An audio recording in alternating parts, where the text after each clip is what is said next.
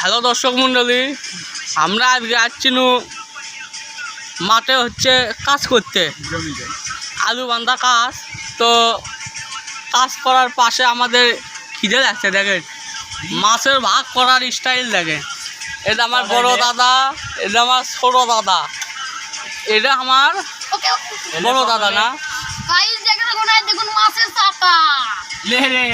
এই দেখেন আমরা এখন তরকারি নিচ্ছি, আলু ঘাটি মাছ দিয়ে।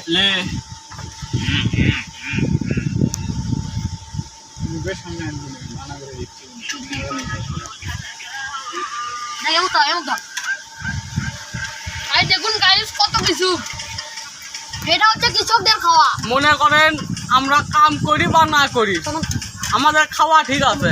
আমি নিচে যাবো। গাইস দেখুন এটা হচ্ছে কৃষকদের খাওয়া। আর বড় লোকেরা খায় খাসির মাংস, পাটার মাংস এবং মুরগির রান। আমরা খাই মাছ আর আলু ঘাটি।